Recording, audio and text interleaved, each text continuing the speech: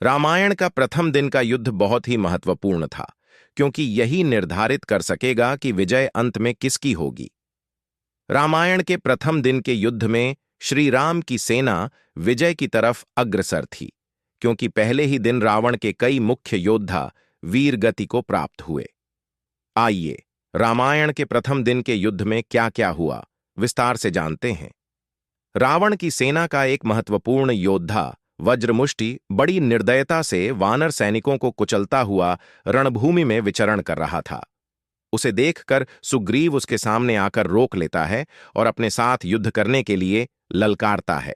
चुनौती स्वीकार करके वज्रमुष्टि सुग्रीव से युद्ध करने लगता है और दोनों में भीषण युद्ध छिड़ जाता है। दोनों गदा से एक दूसरे पर प्रहार करने लगते हैं। बहुत देर तक गदा युद्ध करने यह बात दोनों मल युद्ध करने लगते हैं। मल युद्ध में सुग्रीव बहुत कुशल थे, इसलिए उन्होंने कुछ ही समय में वज्रमुष्टि को पराजित कर दिया। हर हर महादेव का नारा लगाते हुए सुग्रीव ने वज्रमुष्टि को उठाया और दूर फेंक दिया, जिस कारण वज्रमुष्टि का अंत हो गया।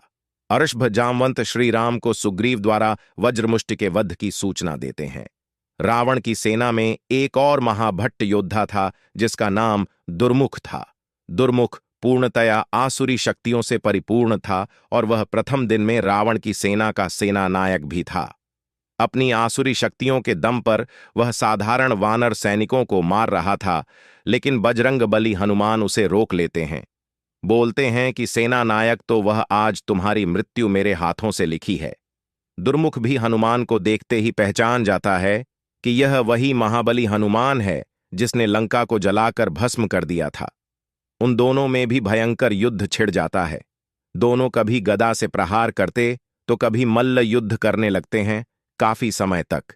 युद्ध के पश्चात असुर दुर्मुख को बजरंगबली के असीमित शक्तियों का एहसास होने लग जाता है, लेकिन वह चाहकर भी पीछे नहीं हट पाता, इसलिए हनुमान द्वारा उसे पछाड़कर उसका अंत कर दिया जाता है। दुर्मुख के वध की सूचना पाकर रावण अचंभित हो जाता है, क्योंकि वह मानता था कि दुर्मुख का अर्थ स्वयं यमराज का मुख होता है। जिज्ञासावश रावण पूछता है कि दुर्मुख का वध किसने किया। रावण का मुख्य गुप्तचर सुख उसे बताता है कि दुर्मुख का वध करने वाला कोई और नहीं, लंका जलाने वाला तथा अक्षय कुमार का हंता पवन पुत्र महाबली हनुमान है। सुग्रीव दुर्मुख के अंत की सूचना श्री राम को देते हैं। रावण का छोटा पुत्र प्रहस्त भी पहले दिन युद्ध करने के लिए रणभूमि में आता है। प्रहस्त धनुर्विद्या में निपुण था तथा अपने मायावी तीरों से वानर सैनिकों का संहार कर रहा था।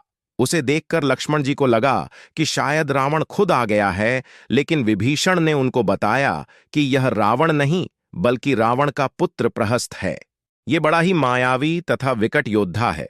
इससे युद्ध करना साधारण सैनिकों के बस की बात नहीं है।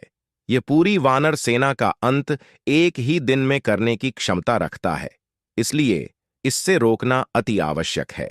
विभीषण से प्रहस्त के पराक्रम की बात सुनकर लक्ष्मण जी कहते हैं, ठीक है, तो रावण के पुत्र के अहंकार को तोड़ने के लिए मैं स्वयं जाता हूं।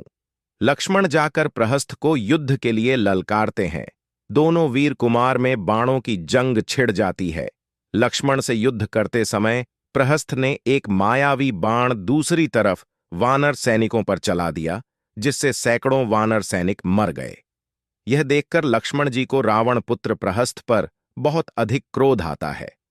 तुम जीवित रहने के लायक नहीं हो, यह कहकर लक्ष्मण एक प्राणघातक बाण उस पर चला देते हैं। बाण लगते ही रावण पुत्र प्रहस्त वहीं ढेर हो जाता है।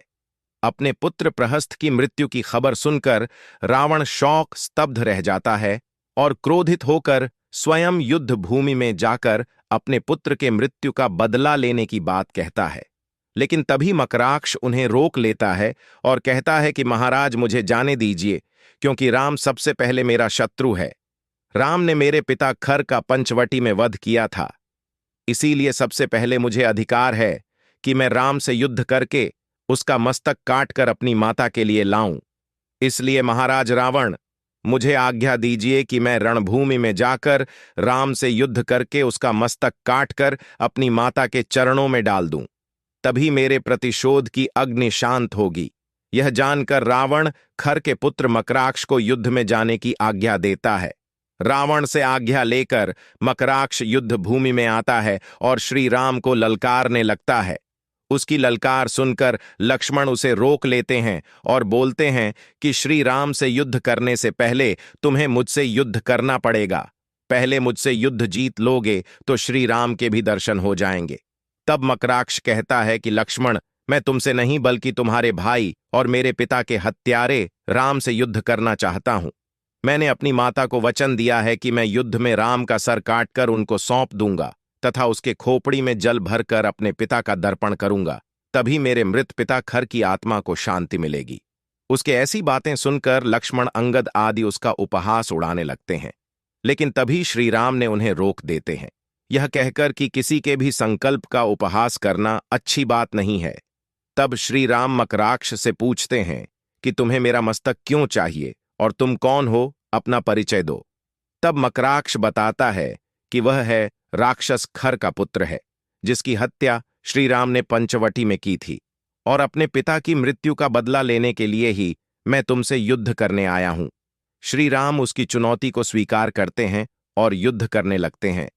मकराक्ष तीर पर तीर चलाया जा रहा था, लेकिन श्री राम बड़े ही सहज तरीके से उसके सभी बाणों को निष्फल कर रहे थे।